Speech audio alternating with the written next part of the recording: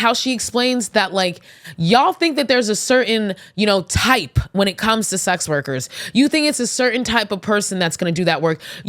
Anybody can get sucked in. You think you won't, you think it can't happen to you. And then next thing you know, you're like, God damn, how the hell did I get here? How the hell did I get here?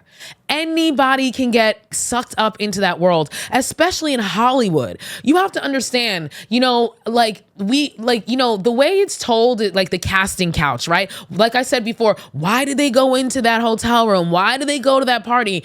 You don't understand how Hollywood works. Hollywood is all about who you know. And how do you know people? Through networking. Networking is one of the most important things you can do in this industry.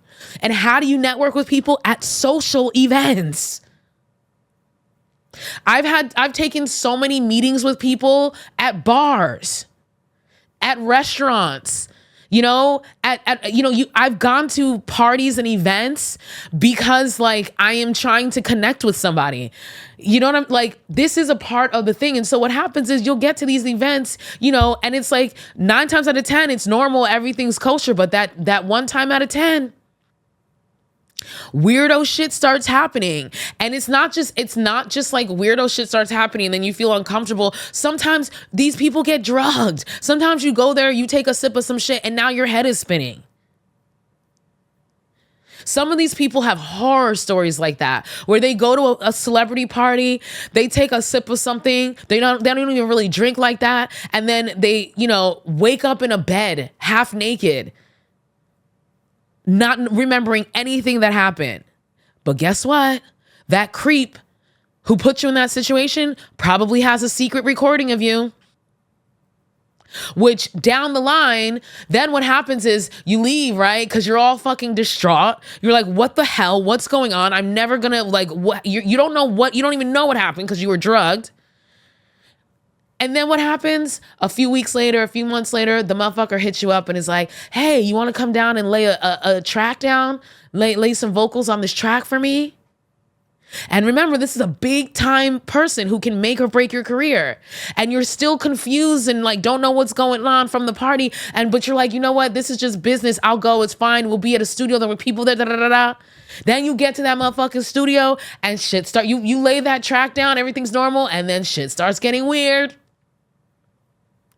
And then when you start to refuse and you're like, nah, I'm going to go. Like, this isn't my thing. They're like, oh, well, it was your thing last time.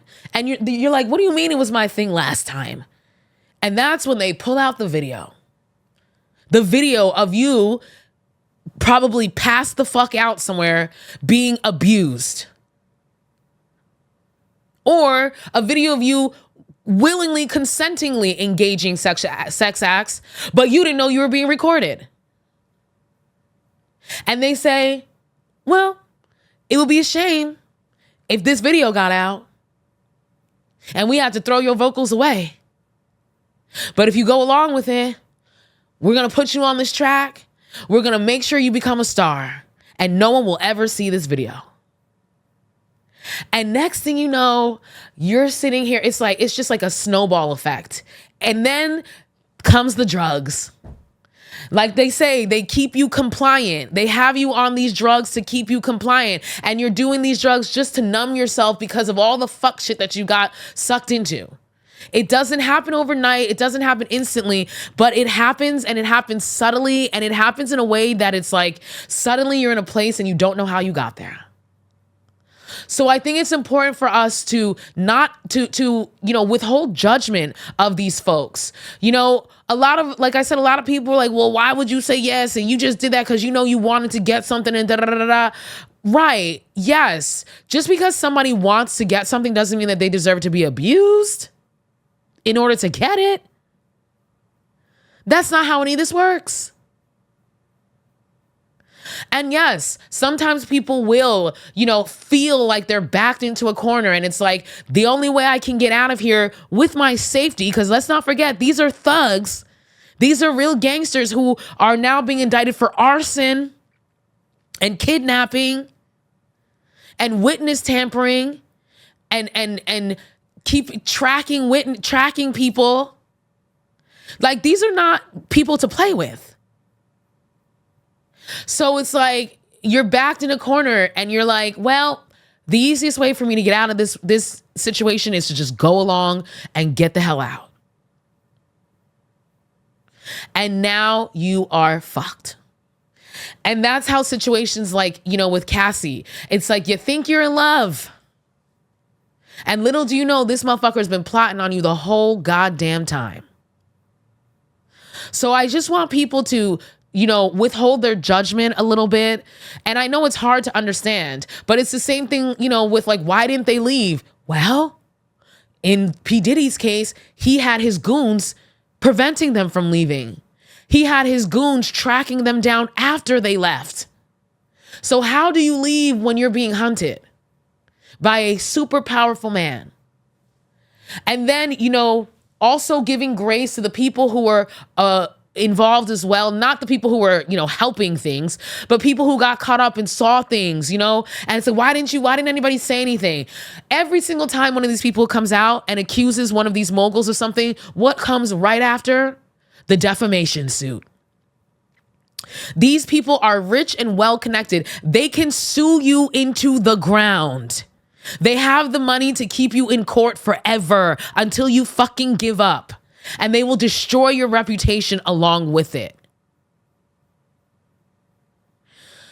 So, I just want people to approach these very sensitive situations with a little bit of nuance.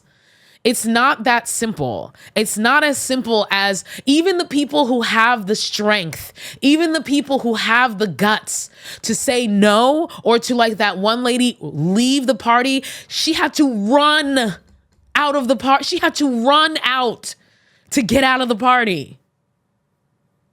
And even the people who say no, guess what happens? They get blackballed. Career in the fucking garbage. So, and the people who speak out, same thing.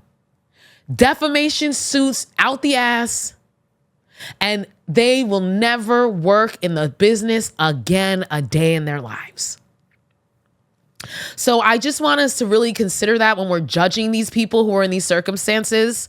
I think the only people who deserve any kind of judgment and rebuke are the people who were working for Diddy and actively organizing and participating in and orchestrating and harassing these people and all, like, I think those people definitely deserve everything they freaking get. They deserve culpability in this as well.